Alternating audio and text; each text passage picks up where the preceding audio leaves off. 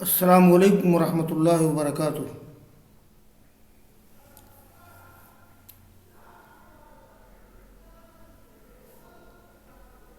کتاب المغازی میں باب و غزوۃ الحدیبیہ کی حدیث چل رہی ہیں۔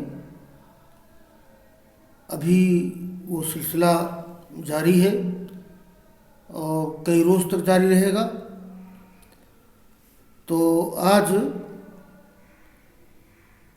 آج کے درس میں بھی باب و غزوۃ الحدیبیہ کی بعض احادیث کا درس ہوگا۔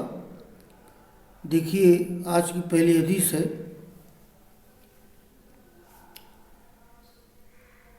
قال امیر المومنین فی الحدیث محمد بن اسماعیل البخاری رحمہ اللہ حدثنی احمد بن اسحاق قال حدثنا عثمان بن عمر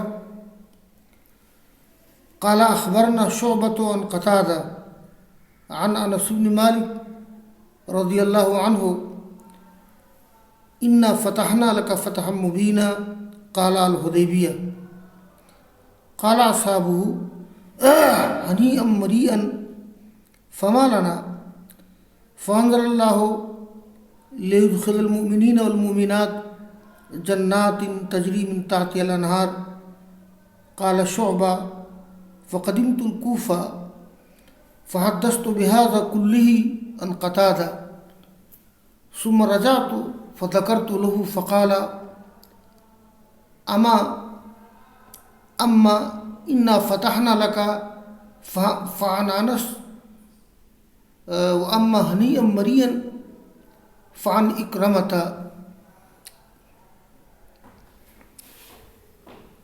اس حدیث میں یہ بات ذکر کی گئی ہے کہ یہ جو سورۃ الفتح کی پہلی آیت ہے انا فتحنا لک فتحا مبینا، اس میں فتح مبین سے مراد صلح حدیبیہ ہے، جس کا ذکر میں کر چکا ہوں۔ اس لیے کہ صلح حدیبیہ یہ دراصل فتح مبین کا راستہ ثابت ہوا۔ صلح حدیبیہ کے بعد ہی اسلام کے پھیلنے کے امکانات سامنے آئے اور مسلمانوں کے لیے امن و سلامتی کا ماحول بنا، اور صلح حدیبیہ کی مدت گزری ہی نہیں تھی کہ کفار و مشرکین ہی نے صلح کی عہد شکنی کی اور آخرکار فتح مکہ سے اللہ تعالیٰ نے نوازا۔ تو اس طرح سے اگر دیکھا جائے تو صلح حدیبیہ ہی دراصل فتح مبین ہے۔ تو قتادہ روایت کرتے ہیں انس بن مالک رضی اللہ تعالیٰ عنہ سے اس آیت کریمہ کے بارے میں انا فتحنا لک فتحا مبینا، انہوں نے کہا کہ اس سے مراد صلح حدیبیہ ہے۔ تو قال اصحابہ ہنیئا مریا فما لنا، تو ان کے ساتھیوں نے کہا کہ یہ مبارکبادی ہو، یہ ہنیئا مریا کسی کو مبارکباد دینے کے لیے بولتے ہیں کہ یعنی تمہارے لیے عمدہ ماحول ہو، خوشگوار ماحول ہو۔ فما لنا، تو ہمارے لیے کیا چیز ہے، یعنی ہم لوگوں کو کیا اجر و ثواب ملے گا۔ تب آیت کریمہ اتری تاکہ یعنی انا فتحنا لک فتحا مبینا کہ قرآن کریم نے اللہ تعالیٰ کو مخاطب کر کے فرمایا کہ قرآن کریم نے رسول اللہ صلی اللہ علیہ وسلم کو مخاطب کر کے فرمایا کہ انا فتحنا لک فتحا مبینا، کہ ہم نے اے نبی آپ کو فتح مبین دی ہے۔ تو فتح مبین سے مراد یہ حدیبیہ ہے۔ تو رسول اللہ صلی اللہ علیہ وسلم کے ساتھیوں نے کہا کہ ہنیئا مریا، کیا اچھی بات ہے، کیا خوشگوار بات ہے، تو ہمیں کیا اجر ملے گا۔ تو اس پر آیت کریمہ اتری۔ یہ آیت کریمہ بھی سورہ فتح کی ہے، تاکہ اللہ تعالیٰ داخل کرے مومنین کو اور مومنات کو ایسی جنتوں میں جن کے نیچے سے نہریں جاری ہوں گی۔ یہ شعبہ کہتے ہیں، شعبہ جو قتادہ کے شاگرد ہیں، یہ شعبہ نے قتادہ سے روایت کیا، شعبہ جو قتادہ کے شاگرد ہیں وہ کہتے ہیں کہ میں مدینہ آیا اور میں نے اس پوری حدیث کو بیان کیا قتادہ سے، یعنی مطلب یہ ہے کہ یہ پوری حدیث جس میں انا فتحنا لک فتحا مبینہ قال الحدیبیہ قال اصحاب ہنیئا مریا، یہ پوری حدیث بیان کی قتادہ سے، پھر میں دوبارہ لوٹا اور میں نے ذکر کیا قتادہ سے، تو انہوں نے کہا کہ ایسا ہے کہ یہ اس حدیث کا جو یہ پہلا ٹکڑا ہے کہ انا فتحنا لک فتحا مبینہ، یہ تو انس سے مروی ہے، اور یہ ہنیئا مرین کا جو ٹکڑا ہے یہ اکرمہ سے مروی ہے، اکرمہ بھی صحابی ہیں۔ تو معلوم یہ ہوا کہ یہ شعبہ عن قتادہ عن انس، تو یہ انس رضی اللہ تعالیٰ عنہ سے صرف یہاں تک مروی ہے کہ انا فتحنا لک فتحا مبینہ قال الحدیبیہ قال اصحاب ہنیئا مرین فما لنا، تو قال ہنیئا مرین، تو یہ الحدیبیہ تک انس سے مروی ہے، اور قال اصحاب ہنیئا مرین یہ جو ٹکڑا ہے یہ اکرمہ سے مروی ہے۔ اور آگے کی حدیث ہے قال المؤمنین فی الحدیث حدثنا عبداللہ بن محمد قال حدثنا ابو عامر قال حدثنا اسرائیل عن مجزأة بن ظاہر الاسلمی عن ابی وکان ممن شہد الشجر قال انی لأوقد تحت القدر بلحوم الحمر اذ نادى منادی رسول اللہ صلی اللہ علیہ وسلم ان رسول اللہ صلی اللہ علیہ وسلم ینہاکم عن لحوم الحمر۔ وعن مجزأة عن رجل منهم من اصحاب الشجرة اسمه أهبان بن أوس وكان اشتكى ركبته وكان اذا سجد جعل تحت ركبته وسادا۔ یہ اس حدیث میں ذکر کیا گیا ہے یہ مجزأ بن ظاہر اسلمی کا۔ تو ظاہر اسلمی یہ بھی ان لوگوں میں شامل تھے کہ جنہوں نے شجر حدیبیہ کے نیچے اللہ کے رسول سے بیعت کی تھی، بس اسی مناسبت سے اس کا ذکر ہے۔ تو امام بخاری روایت کرتے ہیں عبداللہ بن محمد سے، وہ روایت کرتے ہیں ابو عامر سے، وہ روایت کرتے ہیں اسرائیل سے، وہ روایت کرتے ہیں مجزأ بن ظاہر اسلمی سے، اور مجزأ روایت کرتے ہیں اپنے باپ ظاہر اسلمی سے عن ابی وکان ممن شہد الشجرہ، یعنی یہ ظاہر اسلمی ان لوگوں میں تھے جو شجر بیعت رضواں میں شامل تھے، یعنی اس درخت کے نیچے بیعت کرنے میں شامل تھے، بس اسی مناسبت سے اس کا ذکر ہے۔ قال وإنی لأوقد تحت القدر بلحوم الحمر، یہ اوقدہ یوقد و ایقاد معنی ہوتے ہیں جلانا، روشن کرنا۔ تو یہ جو آگے ذکر کیا گیا انی لأوقد تحت القدر بلحوم الحمر، تو صلح حدیبیہ کے چند ہی دنوں کے بعد غزوہ خیبر پیش آیا ہے، اس لیے کہ صلح حدیبیہ ذوالقعدہ سنہ ہجری میں پیش آیا ہے، اور اس کے بعد ذوالحجہ میں یہ غزوہ خیبر کا واقعہ پیش آیا ہے۔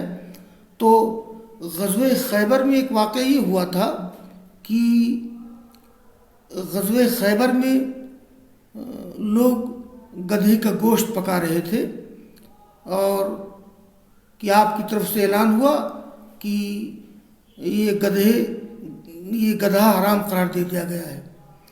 قال انی لأوقد تحت القدر بلحوم الحمر، یعنی میں یہ قدر کے معنی جمع قدور ہانڈی، میں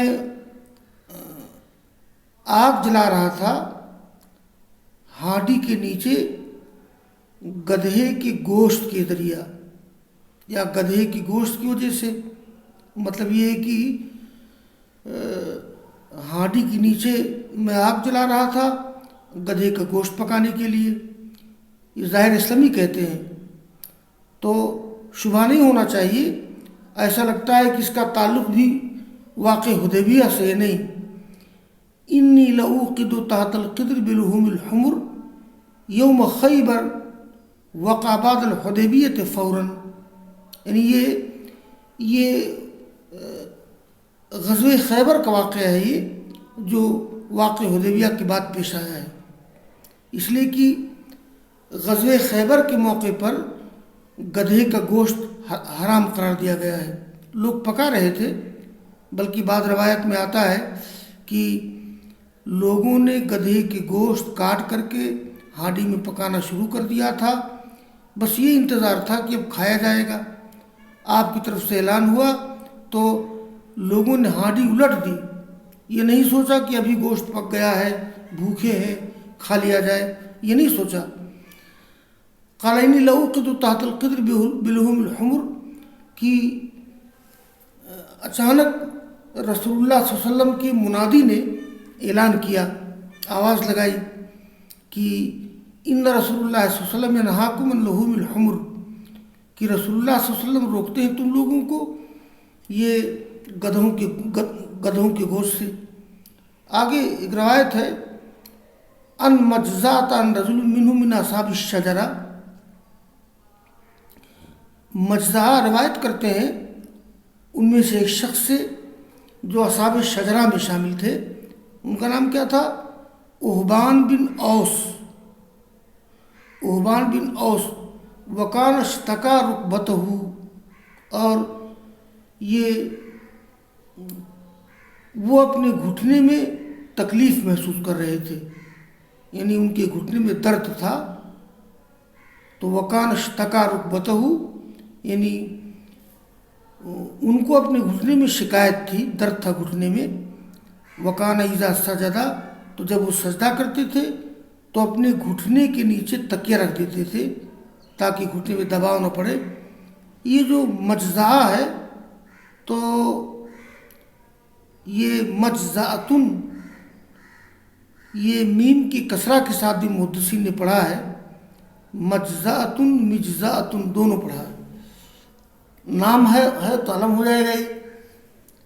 اور آگے کی روایت ہے حدثنی محمد بن بشار قال حدثنا ابن عدی عن شعبہ عن یحییٰ بن سعید عن بشیر بن یسار عن سوید بن النعمان وکان من اصحاب الشجرہ قال کان رسول اللہ صلی اللہ علیہ وسلم واصحابہ اتوا بسویق فلاقوہ تابعہ معاذ عن شعبہ. اس روایت میں یہ سوید بن نعمان کا ذکر کیا گیا ہے، اور سوید بن نعمان یہ اصحاب شجرہ میں تھے، یعنی شجرے بیت رضوہ میں یہ بھی شامل تھے. بس اسی مناسبت سے اس کا ذکر کیا گیا ہے. تو شعبہ روایت کرتے ہیں یحییٰ بن سعید سے، وہ بشیر بن یسار سے، وہ سوید بن نعمان سے. وکان من اصحاب الشجرہ، یہ اصحاب الشجرہ میں سے تھے. اس میں ذکر کیا انہوں نے کہ رسول اللہ صلی اللہ علیہ وسلم اور صحابہ کرام کے پاس ستو لایا گیا. اتو بسویق، سویق میں نے ستو، تو ستو لایا گیا. فلاقوہ، لوگوں نے ستو گھولا. یہ لاقہ لوگوں لوگن کا مطلب ہوتا ہے جیسے آٹا میں ستو میں پانی ڈال کے گھولنا، اس کو تر کرنا. تو تابعہ معاذ عن شعبہ، یہ جو سند میں ہے حدثنا ابن ابی عدی، تو ابن ابی عدی کی مطابقت کی ہے معاذ نے شعبہ سے روایت کرتے ہوئے. اور یہ آخری حدیث ہے اس باب، یہ آخری حدیث آج کے درس کی ہے. قال امیر المؤمنین فی الحدیث حدثنا محمد بن حاتم بن یزید قال حدثنا شاذان عن شعبہ عن ابی جمرۃ قال سألت عائذ بن عمرو رضی اللہ عنہ وکان من اصحاب النبی من اصحاب الشجرہ۔ اس میں تذکرہ ہے عائذ بن عمرو کا، جو رسول اللہ صلی اللہ علیہ وسلم کے صحابہ کرام میں تھے اور اصحاب الشجرہ میں شامل تھے۔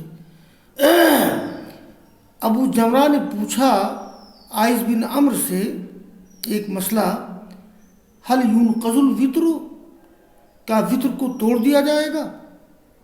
قال اذا اوترت من اوله فلا توتر من آخره، جب تم شروع میں وطر پڑھ لو تو رات کے آخری حصے میں وطر کو نہ توڑو۔ یہاں ایک فقہی مسئلہ کی وضاحت کرنا ضروری ہے۔ وہ مسئلہ یہ ہے کہ اگر کسی نے نماز عشاء کے بعد وطر کی نماز پڑھ لی اور وہ رات میں بیدار ہوا نوافل پڑھنے کے لیے تو کیا کرے؟ تو یہاں دو نقطہ نظر ہے۔ ایک تو یہ ہے کہ آدمی نے جو وطر پڑھ لی ہے عشاء کے بعد، تو اس کے بعد اگر رات میں وہ نوافل پڑھنا چاہتا ہے تو اس وطر کو توڑ دے، یعنی ایک رکعت نماز پڑھ کر کے اس وطر کو جفت بنا دے اور بعد میں پھر نوافل پڑھے، پھر وطر پڑھے۔ یہ مسئلہ ہے۔ اور دوسرا نقطہ نظر یہ ہے کہ نہیں، اگر کوئی شخص عشاء کے بعد کسی نے وطر کی نماز پڑھ لی اور بعد میں نوافل پڑھ سکتا ہے، بعد میں اگر نوافل پڑھنا چاہتا ہے تو اس وطر کو توڑنے کی ضرورت نہیں ہے جو وطر کی نماز وہ پڑھ چکا ہے۔ اصل میں یہ مسئلہ مختلف فی ہے۔ اس سلسلے میں یہ علماء سلف میں اختلاف ہے۔ چنانچہ یہ عبداللہ بن عمر رضی اللہ تعالیٰ عنہ کی رائے یہ تھی کہ وطر کو توڑنا پڑے گا، لیکن عبداللہ بن عباس رضی اللہ تعالیٰ عنہ کی رائے یہ تھی کہ وطر کو توڑنا نہیں پڑے گا۔ اگر کسی نے عشاء کے بعد وطر کی نماز پڑھ لی ہے اور بعد میں کچھ نوافل پڑھنا چاہتا ہے تو وطر نہیں توڑنا پڑے گا۔ یہ رائے ابن عباس وغیرہ کی ہے۔ اور ابن عمر کی رائے یہ ہے کہ وطر کو توڑنا پڑے گا، یعنی آدمی اس نماز وطر کو جفت بنا دے ایک رکعت نماز پڑھ کر کے۔ لیکن یہ شافعی کے نزدیک صحیح یہ ہے کہ لا ينقض کما فی حدیث الباب، یعنی وطر کو توڑا نہیں جائے گا جیسا کہ اس باب کی حدیث میں ہے، اور یہی مالکیہ اور حنفیہ کا مسلک ہے۔ البتہ یہ حنابلہ اور بعض دوسرے لوگوں کا مسلک یہ ہے کہ وطر کو توڑ کر کے جفت بنایا جائے گا اور بعد میں پھر آدمی یہ نوافل پڑھے پھر وطر پڑھے۔ یہ مسئلہ ہے۔ تو سلف میں یہ مسئلہ مختلف فی رہا ہے۔ بہرحال تو یہاں یہی مسئلہ ہے کہ ابو جمرہ کہتے ہیں کہ میں نے پوچھا عائذ بن عمرو سے، اور عائذ بن عمرو یہ صحابی ہیں، اصحاب الشجرہ میں ہے، حل ينقض الوتر قال اذا اوترت من اوله فلا توتر من آخرہ، جب تم رات کے پہلے حصے میں وطر پڑھ لو پھر آخر میں پڑھنے کی ضرورت نہیں ہے۔ ابن عباس بھی مروی ہے۔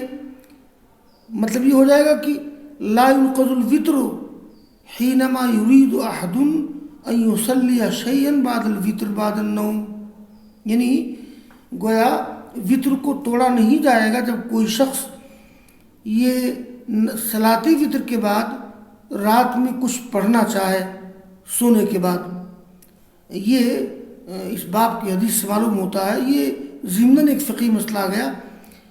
اب یہاں ایک سوال پیدا یہ ہوتا ہے کہ ایک حدیث ہے رسول اللہ صلی اللہ علیہ وسلم کی کہ آپ نے فرمایا ہے اجعلوا آخر صلاتکم وطرن، یعنی تم لوگ یہ اپنی رات کی آخری نماز وطر کو بناؤ۔ اجعلوا آخر صلاتکم وطرن حدیث ہے، صحیح حدیث ہے، یعنی تم لوگ اپنی آخری نماز وطر کو بناؤ۔ تو یہ علماء کی رائے یہ ہے کہ حاضل امر محمول علی الندب، اس حدیث میں جو امر ہے یہ محمول ہے ندب پر، یعنی مستحب ہے۔ بہتر تو یہی ہے کہ کوئی شخص یہ رات کی آخری نماز وطر کو بنائے، لیکن سوال یہاں یہ پیدا ہوتا ہے کہ اگر کوئی شخص عشاء کے بعد وطر کی نماز پڑھ لے تو کیا کرے؟ تو سلف میں دونوں رائے ہیں۔ ایک رائے یہ ہے کہ وطر کو توڑنا پڑے گا، یعنی آدمی ایک رکعت پڑھ کے وطر کو جفت بنا دے، پھر بعد میں نوافل پڑھے، یہی ابن عمر کی رائے ہے۔ دوسری رائے یہ ہے کہ یہ لا ينقض الفطر، جیسا کہ اس باب کی حدیث سے معلوم ہوتا ہے کہ اذا اوترت من اولہ فلا توتر من آخرہ، یہ عائض بن عمرو نے جو بات کہی ہے کہ لا ينقض الفطر حینما یرید احد ان یصلی شیئا بعد الفطر بعد النوم، اور یہی راجح ہے کہ اگر کسی نے عشاء کے بعد سنت پڑھی، وطر کی نماز پڑھ لی، اور اس کے بعد رات میں اٹھا پھر کچھ نوافل پڑھنا چاہتا ہے تو اس وطر کو توڑنے کی ضرورت نہیں ہے، یعنی لا ينقض الفطر، وطر کو توڑا نہیں جائے گا۔ یہی شافعی اور مالکیہ وغیرہ کا مسلک ہے۔ وآخر دعوانا ان الحمد للہ رب العالمین۔